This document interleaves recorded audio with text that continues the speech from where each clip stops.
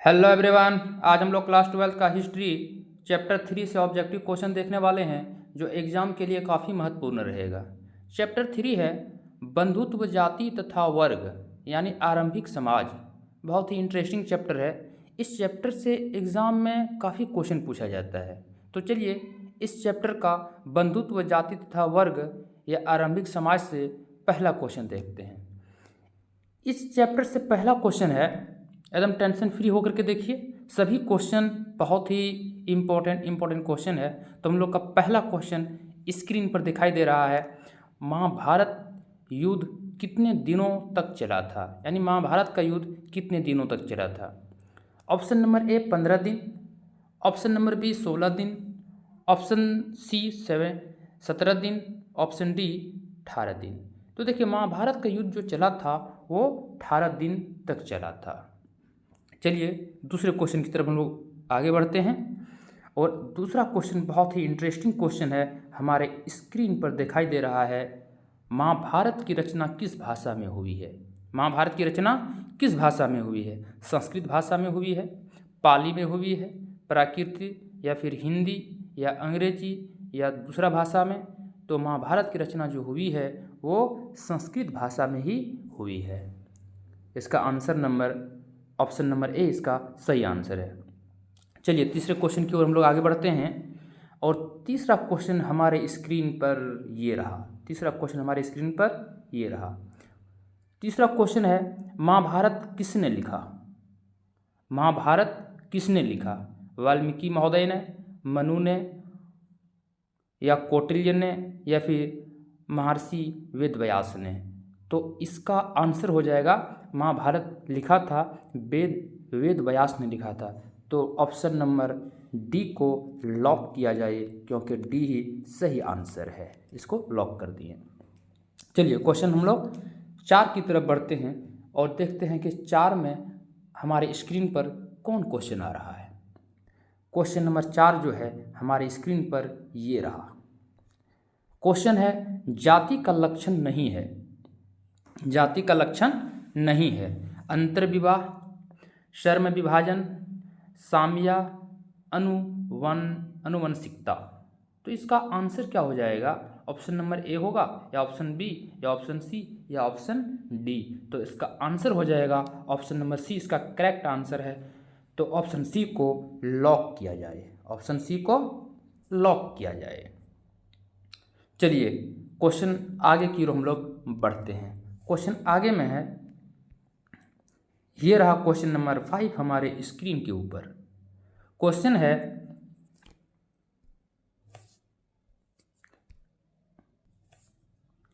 तो हमारे स्क्रीन पर 5वां क्वेश्चन है, भवन शब्द का प्रयोग अपने मूल शब्द में भारतीय यूनानियों के लिए किया जाता था, किंतु प्रथम सदी ईस्वी के आसपास इस शब्द का प्रयोग बिना किसी भेदभाव के किया जाने लगा।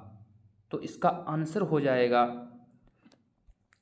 ऑप्शन नंबर ए ब्राह्मणों के लिए, ऑप्शन बी बौद्धों के लिए, ऑप्शन सी जैनियों के लिए, ऑप्शन डी विदेशियों के लिए। तो इसका आंसर हो जाएगा ऑप्शन नंबर डी हो जाएगा, यानी ऑप्शन इसका डी सही आंसर है। तो ऑप्शन डी को लॉक किया जाए विदेशियों के लिए। चलिए क्वेश्चन नंबर 6 की ओर बढ़ते हैं और देखते हैं हमारे स्क्रीन पर छठा क्वेश्चन क्या आता है। तो ये रहा छठा क्वेश्चन हमारे स्क्रीन के ऊपर। तो देखिए छठा क्वेश्चन बहुत ही जबरदस्त क्वेश्चन है। किस काल में वर्ण व्यवस्था वंशानुगत जाति में परिवर्तित हो गई। क्वेश्चन है किस काल में वर्ण व्यवस्था, वर्ण 4 वर्ण कितने प्रकार के होते हैं, 4 प्रकार के होते हैं। ये भी आप लोग याद रखिएगा, वर्ण होते हैं कितने, 4 प्रकार के। तो किस काल में वर्ण व्यवस्था वंशानुगत जाति में परिवर्तित हो गई। उत्तर वैदिक काल, गुप्त काल, गुप्तोत्तर काल में, या फिर पूर्व मध्य काल में। तो इसका आंसर हो जाएगा ऑप्शन नंबर ए उत्तर वैदिक काल। तो ऑप्शन नंबर ए को लॉक कर देते हैं क्योंकि उत्तर वैदिक काल में ही वर्ण व्यवस्था वंशानुगत जाति में परिवर्तित हो गया था। तो चलिए क्वेश्चन नंबर 7 की तरफ बढ़ते हैं और क्वेश्चन नंबर 7 में देखते हैं हमारे स्क्रीन के ऊपर कौन सा क्वेश्चन रहता है। तो ये रहा हमारे स्क्रीन पर 7वां क्वेश्चन।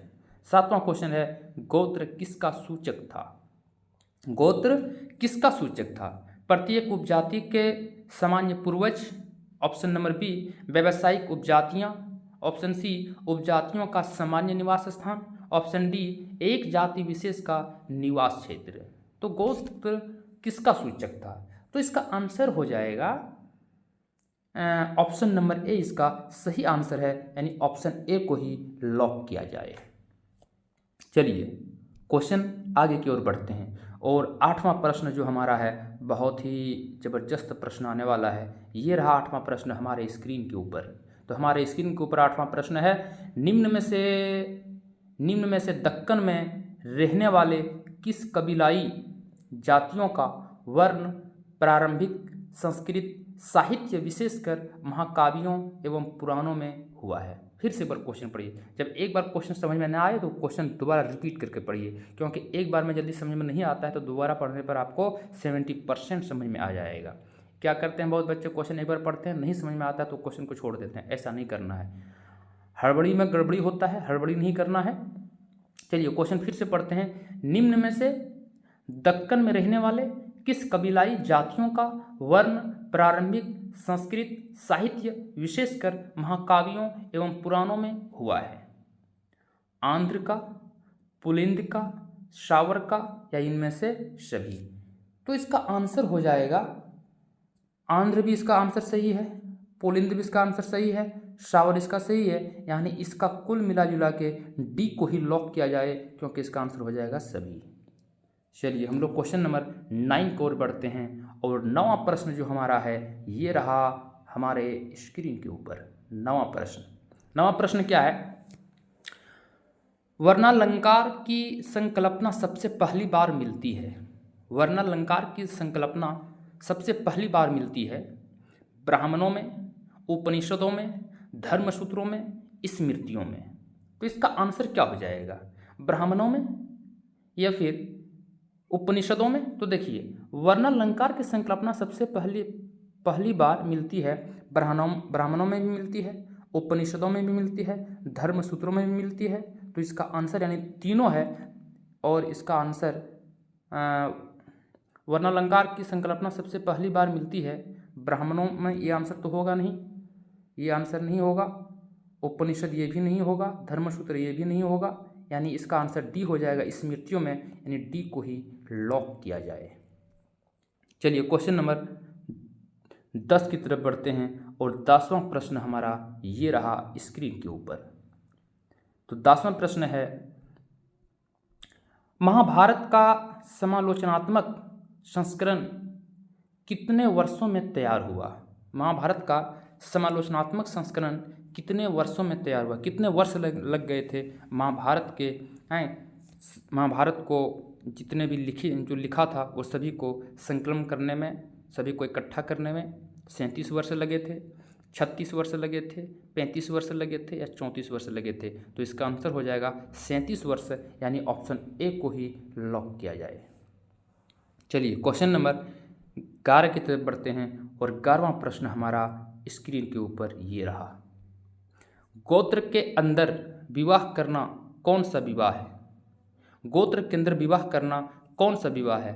अंतर्विवाह, बहिर्विवाह, ब्रह्मा विवाह या राक्षस विवाह? तो इसका आंसर हो जाएगा ऑप्शन नंबर ए अंतर्विवाह, यानी इसका ऑप्शन ए सही आंसर है, इसलिए ए को ही लॉक किया जाए। चलिए क्वेश्चन 12 की ओर बढ़ते हैं और 12वां प्रश्न हमारे स्क्रीन पर ये रहा। क्या ब्राह्मणों का सार्वभौमिक प्रभाव था? क्या ब्राह्मणों का सार्वभौमिक प्रभाव था? हाँ या फिर नहीं? हाँ या नहीं दोनों? कोई गणना नहीं थी? तो इसका आंसर क्या हो जाएगा? क्या ब्राह्मणों का सार्वभौमिक प्रभाव था? हाँ तो था ही, तो इसका आंसर हो जाएगा हाँ, यानी ऑप्शन ए को ही लॉक कर दें, क्योंकि ऑप्शन ए इसका सही आंसर है। सभी क्वेश्चन को लिख लेना है और रट्टा मार देना है, क्योंकि एक भी क्वेश्चन बाहर नहीं पूछने वाला है। जितने भी क्वेश्चन बता रहे हैं सभी क्वेश्चन इंपॉर्टेंट है, सभी क्वेश्चन याद करना अनिवार्य है, सभी क्वेश्चन को लिखना अनिवार्य है। तो वीडियो को एकदम अंतिम समय तक देखना है, वीडियो को अंतिम समय तक देखना है। तो चलिए क्वेश्चन नंबर 13 की तरफ बढ़ते हैं और 13वां प्रश्न हमारे स्क्रीन के ऊपर ये रहा। 13वां प्रश्न हमारे स्क्रीन के ऊपर ये रहा। सातवाहन राजाओं और रानियों की आकृतियां प्राप्त कहाँ उत्कीर्ण है? सातवाहन राजाओं और रानियों की आकृतियां प्राप्त कहाँ उत्कीर्ण है? राजमहलों में, मंदिरों में, गुफा की दीवारों पर, स्तंभ अभिलेखों पर। तो इसका ऑप्शन हो जाएगा, ऑप्शन नंबर 13 का ऑप्शन हो जाएगा सी, यानी गुफा की दीवारों पर। तो ऑप्शन सी को ही लॉक किया जाए। चलिए क्वेश्चन नंबर 14 की तरफ बढ़ते हैं और 14 का प्रश्न हमारे स्क्रीन पर ये रहा।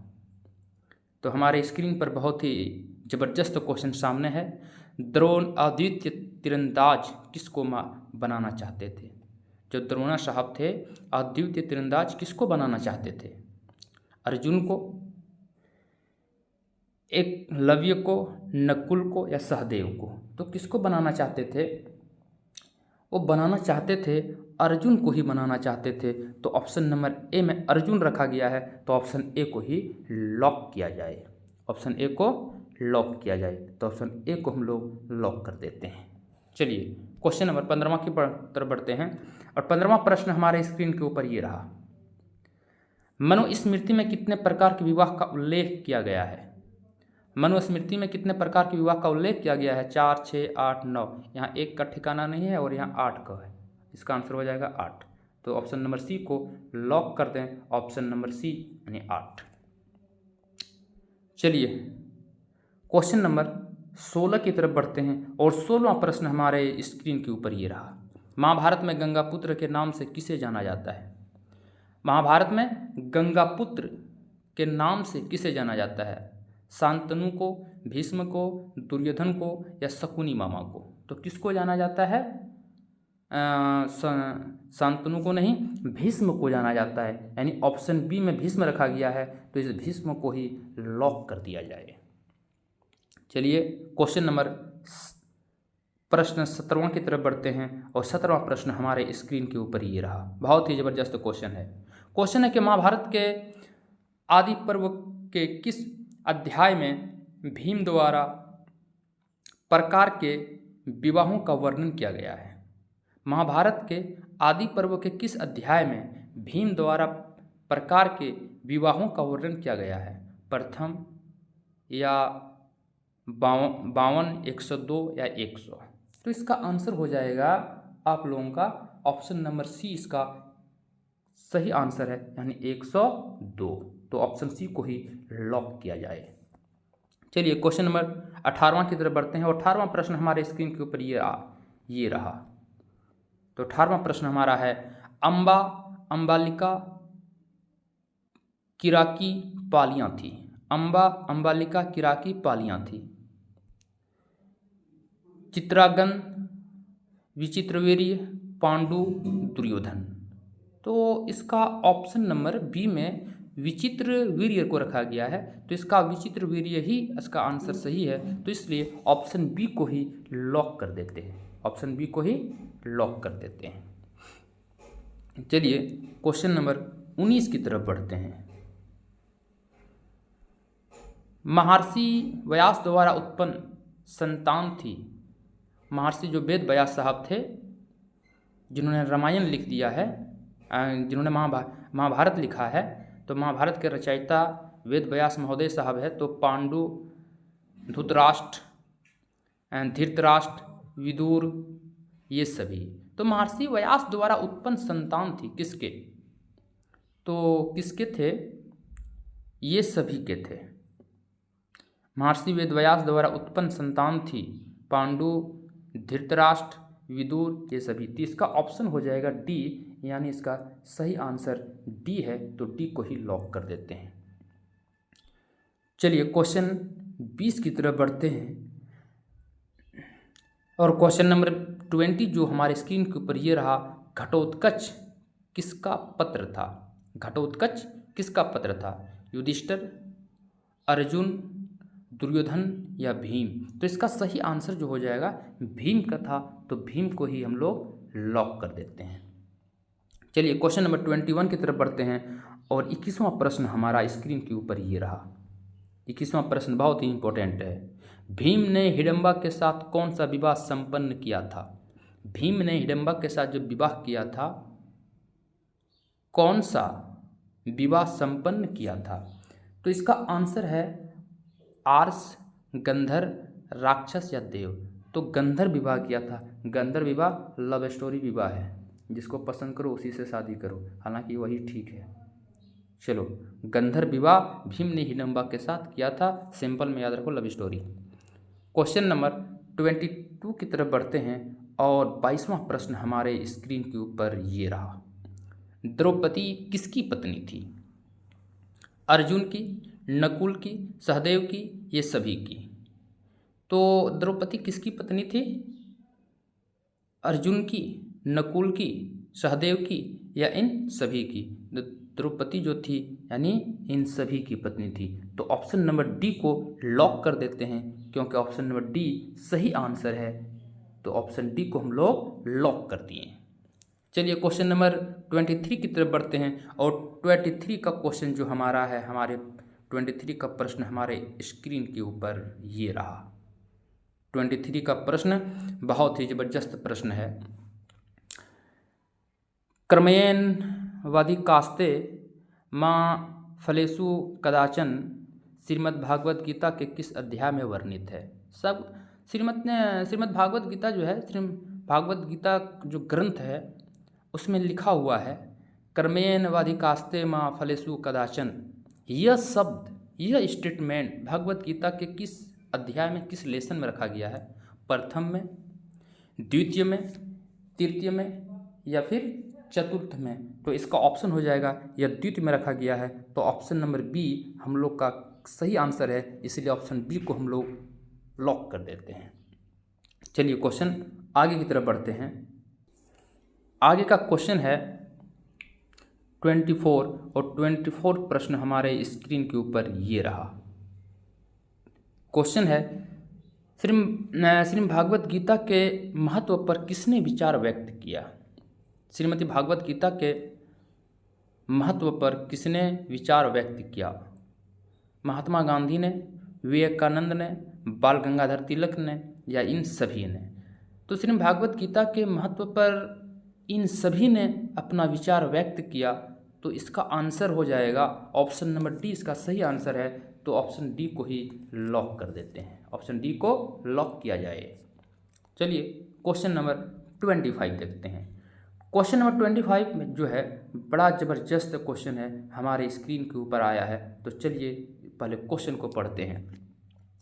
ब्रह्मावंश से सतवाहन नरेश वशिष्ठ पुत्र सतकर्णी के विवाह संबंध किस वंश के साथ जोड़े? क्वेश्चन को फिर से पढ़ते हैं, क्वेश्चन भी बड़ा जबरदस्त है।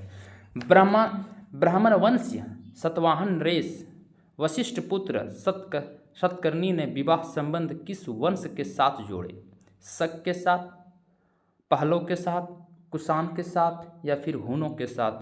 तो ब्रह्मवंश सतवाहन नरेश वशिष्ठ पुत्र सतकर्णी ने विवाह का संबंध जो किया था वो शक राजवंशों के साथ किया था। तो ऑप्शन ए में शक रखा गया है, तो शक को ही लॉक कर देते हैं। तो ऑप्शन ए को लॉक किया जाए। चलिए क्वेश्चन नंबर 26 की तरफ देखते हैं। क्वेश्चन नंबर 26 क्या है? महाभारत के किस पर्व में वर्ण व्यवस्था का उल्लेख मिलता है? क्वेश्चन है 26 का जो प्रश्न है स्क्रीन के ऊपर जो दिखाई दे रहा है, महाभारत के किस पर्व में वर्ण व्यवस्था का उल्लेख मिलता है? आदि पर्व में, भीष्म पर्व में, शांति पर्व में या फिर इनमें से सभी? तो देखिए महाभारत में जो वर्ण व्यवस्था का उल्लेख मिलता है वो शांति पर्व में मिलता है। तो ऑप्शन सी में शांति पर्व रखा गया है, इसलिए शांति पर्व को ही यानी ऑप्शन सी को ही लॉक किया जाए। तो चलिए हम लोग इसको लॉक कर दिए। चलिए क्वेश्चन नंबर आगे की तरफ बढ़ते हैं और हमारे स्क्रीन पर 27 जो प्रश्न आ रहा है ये रहा हमारे स्क्रीन पर 27वां प्रश्न। चलिए स्क्रीन के ऊपर पहले क्वेश्चन पढ़िए, मैं आपको पढ़ के सुनाता हूँ। ऋग्वेद के पुरुष सूक्त में सर्वप्रथम किस वर्ण का उल्लेख मिलता है? ऋग्वेद के पुरुष सूक्त में सर्वप्रथम किस वर्ण का उल्लेख मिलता है? ब्राह्मण का, क्षत्रिय का, वैश्य या फिर शूद्र। तो देखिए ऋग्वेद के पुरुष सूक्त में वैश्य वर्ण का उल्लेख मिलता है, तो वैसे जो रखा गया ऑप्शन नंबर सी में रखा गया है, तो ऑप्शन सी को ही लॉक किया जाए। तो ऑप्शन सी को हम लोग लॉक कर दिए। चलिए क्वेश्चन आगे की तरफ देखते हैं, और हमारा 28वां जो प्रश्न आ रहा है ये रहा हमारे स्क्रीन के ऊपर, ये रहा। क्वेश्चन को पहले पढ़िए, क्वेश्चन बड़ा जबरदस्त क्वेश्चन हमारे स्क्रीन के ऊपर आया है। चंडाल अस्पृश्य माने जाते थे। चंडाल यानी चंडाल किसी को छू ले तो वो अछूत हो जाता था, तो उसको अस्पृश्य माने जाते थे। जब भी वे नगर में आते थे तो उन्हें लकड़ी की आवाज़ करके आना पड़ता था, नहीं घंटा लगाना पड़ता था उसको। दिन में वो उसको निकलने की इजाज़त नहीं थे। दिन में अगर निकलेगा चंडाल लोग तब, यानी आज की बात नहीं है, तब की बात है, प्राचीन समय की बात है, लकड़ी की आवाज़ करके आना पड़ता था ताकि लोग उन्हें देखने के दोष से बच सके, यानी उसको देखना भी अछूत माना जाता था। यह कथन किसका है? चलिए ऑप्शन देखते हैं। ऑप्शन नंबर ए में है फाहियान, ऑप्शन बी में है मैगस्थनीज, ऑप्शन सी में है कौटिल्य, ऑप्शन डी में है हैनसांग। तो देखिए यह कथन है फाहियान महोदय का है, और फाहियान महोदय जो थे वो चीन के एक यात्री थे जो भारत आए थे, चंद्रगुप्त द्वितीय विक्रमादित्य के दरबार में आए थे, और इन्होंने अपनी बुक फोक्योंकी में इन्होंने लिखा है कि चंडाल को अस्पृश्य माने जाते थे भारत में, इसीलिए ऑप्शन ए को लॉक कर देते हैं। चलिए क्वेश्चन नंबर 29 यानी प्रश्न 29 की तरफ हम लोग बढ़ते हैं, और 29 का प्रश्न हमारे स्क्रीन के ऊपर ये रहा। आप पहले प्रश्न को पढ़िए, ये रहा हमारे स्क्रीन के ऊपर। दुर्योधन की माँ कौन थी? गंधारी, कुंती, माद्री या सत्यवती? तो दुर्योधन की माँ जो थी वो थी गांधारी थी, तो ऑप्शन ए को लॉक कर देते हैं क्योंकि गांधारी दुर्योधन की माँ थी। चलिए क्वेश्चन नंबर 30 की तरफ बढ़ते हैं, और 30वां प्रश्न हमारे स्क्रीन के ऊपर ये रहा। निम्न में से किस प्रसिद्ध संत ने गीता की भक्ति टीका मराठी में लिखी? निम्न में से किस प्रसिद्ध संत ने गीता की भक्ति टीका मराठी में लिखी? एकनाथ महोदय ने, नामदेव, तुकाराम या मानेश्वर ने? तो इसका ऑप्शन हो जाएगा, जो गीता के ऊपर जो टीका मराठी में लिखी वो मानेश्वर महोदय थे, तो मानेश्वर महोदय को ही टिक किया जाए, मानेश्वर महोदय को ही लॉक किया जाए। चलिए क्वेश्चन नंबर 31वां प्रश्न की ओर बढ़ते हैं, और 31वां प्रश्न हमारे स्क्रीन के ऊपर ये रहा। कुरुक्षेत्र का युद्ध किसने जीता? क्वेश्चन बहुत ही इम्पोर्टेंट क्वेश्चन है हर एग्ज़ाम के पॉइंट ऑफ व्यू से, चाहे 12th क्लास का एग्ज़ाम दीजिए, बोर्ड एग्ज़ाम दीजिए, या फिर कंपटीशन का एग्ज़ाम दीजिए। कुरुक्षेत्र का युद्ध किसने जीता? पांडव ने, कौरव ने, संथाल ने, मंगोल ने? किसने जीता था? तो कुरुक्षेत्र का युद्ध पांडव ने जीता था, तो पांडव को ही लॉक किया जाए, ऑप्शन नंबर ए को लॉक कर देते हैं। चलिए क्वेश्चन हम लोग आगे की ओर बढ़ते हैं। क्वेश्चन आगे में है, गंगापुत्र किसे कहा जाता था? गंगापुत्र किसे कहा जाता था? अर्जुन को, विदुर को, भीष्म को या फिर पांडु को? तो देखिए गंगापुत्र कहा जाता था, भीष्म को कहा जाता था, तो ऑप्शन सी जो है इसका सही आंसर है। तो ऑप्शन सी में जो भीष्म रखा गया है, ऑप्शन सी को ही लॉक किया जाए, तो ऑप्शन सी को हम लोग लॉक कर दिए। चलिए प्रश्न 33 की तरफ बढ़ते हैं, और 33वां प्रश्न हमारे स्क्रीन के ऊपर ये रहा। बहुत ही जबरदस्त प्रश्न है। वासुदेव कृष्ण किस वंश के थे? वासुदेव कृष्ण किस वंश के थे? गुप्त वंश के, मौर्य वंश के, या फिर विरसनी वंश के, या फिर सतवाहन वंश के थे? तो वासुदेव कृष्ण जो थे वो विरसनी वंश के थे, तो ऑप्शन नंबर सी यानी विरसनी को ही लॉक किया जाए। चलिए प्रश्न 34 यानी 34वां प्रश्न की ओर हम लोग बढ़ते हैं, और 34वां प्रश्न में क्या है देखते हैं। तो 34वां प्रश्न हमारे स्क्रीन के ऊपर ये रहा। 5 पांडवों में सबसे बड़ा कौन था? 5 पांडव जो थे उनमें सबसे बड़ा कौन था? अर्जुन, भीम, युधिष्ठिर या नकुल? तो 5 पांडवों में जो सबसे बड़ा था वो युधिष्ठिर था। कौन था? युधिष्ठिर। तो युधिष्ठिर को ही लॉक किया जाए, यानी ऑप्शन सी इसका सही आंसर हो जाएगा। ऑप्शन सी इसका सही आंसर हो जाएगा। चलिए प्रश्न आगे की तरफ बढ़ते हैं और प्रश्न 35वां प्रश्न हमारे स्क्रीन के ऊपर ये रहा। संकर्षण किसका दूसरा नाम था? संकर्षण किसका दूसरा नाम था? कृष्ण का, बलराम का, भीम का, अर्जुन का? तो संकर्षण जो नाम था वो बलराम महोदय का था, तो बलराम को ही यानी ऑप्शन बी को लॉक किया जाए। चलिए क्वेश्चन नंबर 36 की तरफ बढ़ते हैं और 36वां प्रश्न हमारे स्क्रीन के ऊपर ये रहा। सबसे पहले अवतारवाद सिद्धांत का व्यापक निरूपण कहाँ किया गया? सबसे पहले अवतारवाद सिद्धांत का व्यापक निरूपण कहाँ किया गया?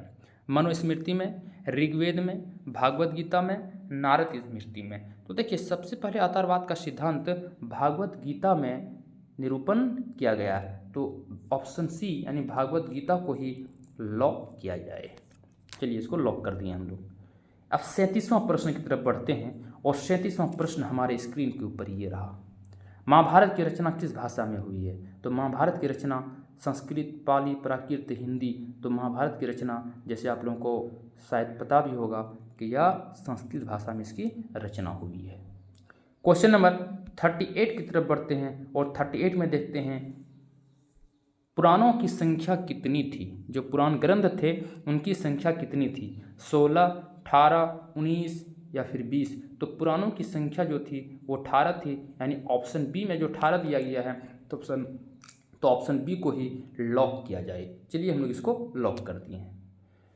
अब हम लोग आगे की प्रश्न की ओर बढ़ते हैं और 39वां जो प्रश्न है हमारे स्क्रीन के ऊपर ये रहा।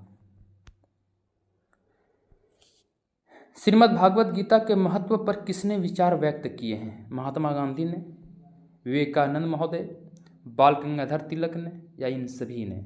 तो देखिए श्रीमद् भागवत गीता के महत्व पर महात्मा गांधी ने भी विचार व्यक्त किया है, विवेकानंद महोदय ने भी, बाल गंगाधर तिलक ने भी, या डी इनमें से सभी? तो इसका जो ऑप्शन हो जाएगा ऑप्शन डी इसका सही आंसर है, तो ऑप्शन डी को ही हम लोग लॉक कर देते हैं, तो इसको लॉक किया जाए। चलिए क्वेश्चन नंबर 40वां की तरफ बढ़ते हैं और 40वां प्रश्न हमारे स्क्रीन के ऊपर ये रहा। मनुस्मृति के रचयिता थे, मनुस्मृति के रचयिता थे। Option A Ved Vyas, option B Valmiki, option C Manu, option D Yajnavalkya. तो मनुस्मृति के रचयिता कौन थे? वेद व्यास महोदय थे? नहीं। तो वाल्मीकि थे? नहीं। तो इसका ऑप्शन जो हो जाएगा ऑप्शन सी में जो मनु रखा गया है, तो ऑप्शन सी इसका सही आंसर है, तो ऑप्शन सी को ही लॉक किया जाए। चलिए प्रश्न 41वां प्रश्न की तरफ बढ़ते हैं और 41वां प्रश्न हमारे स्क्रीन पर ये रहा। पहले क्वेश्चन को पढ़िए। मनुस्मृति में कितने प्रकार के विवाह का उल्लेख किया गया है? मनुस्मृति में कितने प्रकार के विवाह का उल्लेख किया गया है? 4, 6, 8, 9। तो मनुस्मृति में 8 प्रकार के विवाह का उल्लेख किया गया है, तो ऑप्शन सी को लॉक कर देते हैं, यानी ऑप्शन सी सही आंसर है 8, यानी ऑप्शन सी को लॉक कर दिए हैं। चलिए क्वेश्चन नंबर 42 की तरफ बढ़ते हैं और 42वां प्रश्न हमारे स्क्रीन के ऊपर ये रहा। महाभारत किसने लिखा? वाल्मीकि महोदय, मनु ने, कौटिल्य ने या फिर वेद व्यास ने? तो महाभारत लिखा था वेद व्यास महोदय ने। चलिए आगे की तरफ हम लोग बढ़ते हैं और क्वेश्चन नंबर 43वां प्रश्न हमारे स्क्रीन के ऊपर ये रहा। बहुत ही ज़बरदस्त क्वेश्चन है, बहुत ही ज़बरदस्त प्रश्न है। महाभारत और पुराणों में मथुरा के शासक वंश को कहा गया है, यानी महाभारत और पुराण में मथुरा के शासक को क्या कहा गया है? पुरु कहा गया है, तुरुवस कहा गया है, यदु कहा गया है या इनमें से सभी? तो महाभारत और पुराणों में मथुरा के शासक को यदु कहा गया है, तो यदु यानी ऑप्शन सी में यदु रखा गया है, तो ऑप्शन सी को ही लॉक कर देते हैं हम लोग, तो ऑप्शन सी को लॉक किया जाए। चलिए प्रश्न आगे की तरफ बढ़ते हैं और 44वां प्रश्न हमारे स्क्रीन के ऊपर ये रहा। प्रश्न को पहले पढ़िए। प्राचीन महाभारत के महाकाव्य का नाम है। प्राचीन भारत के महाकाव्य का नाम है। प्राचीन भारत के महाकाव्य का नाम है? महाभारत, ऋग्वेद, मनुस्मृति, इनमें से कोई नहीं। तो देखिए प्राचीन भारत के महाकाव्य का नाम है महाभारत। क्या नाम है? महाभारत। तो महाभारत ऑप्शन ए में महाभारत रखा गया है, तो ऑप्शन ए को ही लॉक किया जाए। चलिए हम लोग आगे की तरफ बढ़ते हैं। सभी बच्चे एक बार थम्स अप लगा दें, यानी अंगूठा लगा दें, लाइक मार दें और चैनल को शेयर भी कर दें ताकि दूसरे बच्चे तक वीडियो पहुंच सके। चलिए क्वेश्चन नंबर 45 को देखते हैं और 45 जो है ये रहा हमारे स्क्रीन के ऊपर। रामायण की रचना किसने की? रामायण की रचना किसने की? वाल्मीकि महोदय, मनु, वेद व्यास, याज्ञवल्क्य। तो देखिए महाभारत की रचना किया था वेद व्यास ने और रामायण की रचना किया है वाल्मीकि महोदय ने। तो ऑप्शन ए जो है, ऑप्शन ए को ही लॉक कर देते हैं, यानी वाल्मीकि ने रामायण की रचना किया था। चलिए क्वेश्चन आगे बढ़ते हैं और 46 यानी 46वां प्रश्न हमारे स्क्रीन के ऊपर ये रहा। दुर्योधन की मां कौन थी? दुर्योधन की मां कौन थी? गांधारी, कुंती, माद्री या सत्यवती? तो दुर्योधन की मां थी गांधारी थी।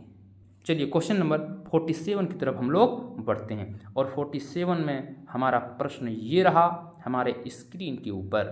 भीम की पत्नी थी कौन? द्रौपदी, गांधारी, हिडम्बा या तो फिर अम्बा? तो देखिए भीम और गांधारी ने, भीम जो पत्नी थी वो, भीम की पत्नी थी वो गांधारी की पत्नी थी और भीम और गांधारी ने गंधर्व विवाह किया था, जो लव स्टोरी विवाह कहा जाता है।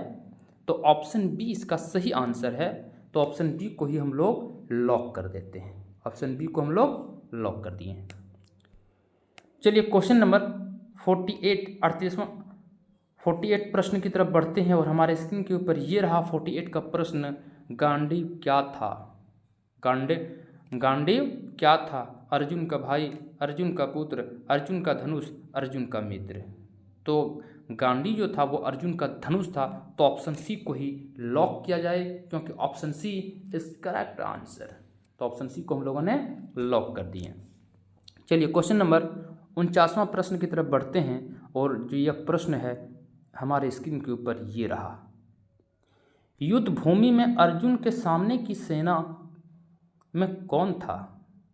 युद्ध भूमि में अर्जुन के सामने की सेना में कौन था? द्रोणाचार्य, भीष्म पितामह, दुर्योधन या फिर उपयुक्त सभी? तो युद्ध भूमि में अर्जुन के सामने जो सेना थे वो द्रोणाचार्य भी थे, भीष्म पितामह था, दुर्योधन भी था, यानी इसका ऑप्शन नंबर डी इसका सही आंसर हो जाएगा। ये सभी तो ऑप्शन डी को हम लोग लॉक कर दिए। चलिए आगे की प्रश्न की ओर बढ़ते हैं और अंतिम प्रश्न जो है वो ये रहा हमारे स्क्रीन के ऊपर इस चैप्टर का अंतिम प्रश्न। सभी प्रश्न बहुत ही इम्पोर्टेंट प्रश्न है, सभी प्रश्न को याद करना अनिवार्य है। बस आप लोग नोट करके याद कर लीजिए, यहाँ से एक भी ऑब्जेक्टिव क्वेश्चन आप लोगों को नहीं छूटने वाला है। तो चलिए क्वेश्चन पढ़ते हैं, स्क्रीन के ऊपर क्वेश्चन पढ़ते हैं। गीता में उपदेश दिया गया है, गीता में उपदेश दिया गया है, कर्म करो। ऑप्शन ए में कर्म करो, ऑप्शन बी में भविष्य की चिंता मत करो, ऑप्शन सी में कर्म फल हमारे हाथ नहीं है और ऑप्शन डी में उपयुक्त में से सभी। तो देखिए गीता में उपदेश दिया गया है कर्म करो, फल की चिंता मत करो, फल की चिंता मत करो क्योंकि फल हमारे हाथ में नहीं है, ये ऊपर वाले भगवान के हाथ में है। तो इसका आंसर हो जाएगा ऑप्शन नंबर डी, यानी ये सभी। तो ऑप्शन डी को ही लॉक किया जाए और इसको हम लोगों ने लॉक कर दिए। तो इस प्रकार से हम लोगों ने 50 प्रश्न को हम लोग ने देख लिए।